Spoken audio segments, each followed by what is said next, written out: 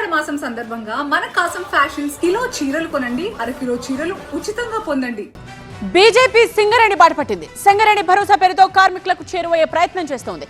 Congress BRS Singareni కార్మికుల రక్తాన్ని పీల్చాయని ఆరోపించారు బీజేపీ నేతలు.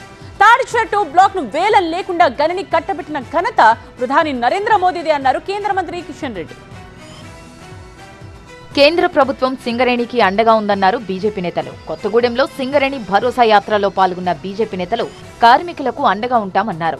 సింగరేణి అభ్యున్నతికి ప్రధాని సహకరిస్తున్నారన్నారు కేంద్ర బొగ్గు గనుల శాఖ మంత్రి కిషన్ రెడ్డి. ఈ తాడిచెర్ల బ్లాక్ నరేంద్ర మోడీ గారి ప్రభుత్వము 20 సంవత్సరాల తర్వాత ఇచ్చింది. యాక్షన్ లేకుండా దేశంలో ఇచ్చినటువంటి ఏకైక కోల్ కంపెనీలకు ఇచ్చినటువంటి ఏకైక బ్లాక్ ఈ యొక్క తాడిచెర్ల 2 అనే సందర్భంగా మనవి చేస్తున్నాం. కాంగ్రెస్ బీఆర్ఎస్ సింగరేణి సొమ్మును దోచుకున్నాయన్నారు కిషన్ రెడ్డి.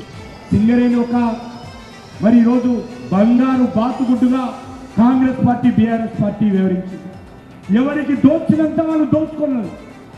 సింగరేణి కార్మికులకు నష్టం జరిగినా, సింగరేణి ప్రాంతానికి అన్యాయం జరిగినా ఏ రోజు కూడా వాళ్ళు ఆలోచించారు. దోచుకోవడమే.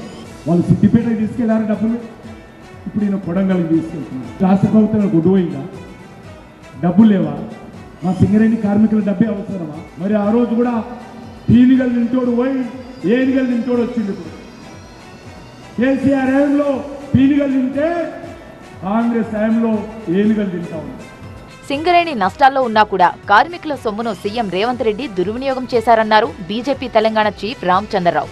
While Rome was burning, Nero was fiddling అని అదే విధంగా సింగరేణి యొక్క రక్తము, సింగరేణి కార్మికుల రక్తం కాడుతూ ఉంటే, సింగరేణి కార్మికులు చెమటలతో సింగరేణిని ముందుకు తీసుకుపోవాలని ఉంటే కూడా నష్టాల్లో ఉంటే మన రేవంత్ రెడ్డి గారు ఈ నష్టాల పైన ఫుట్బాల్ మ్యాచ్ ఆడాడు. మీ దగ్గర నుంచి 10 కోట్ల రూపాయలు. రేపు కరీంనగర్, ఆదిలాబాద్ జిల్లాలోనూ సింగరేణి భరోసా కార్యక్రమంలో పాల్గొనున్నారు బీజేపీ నేతలు.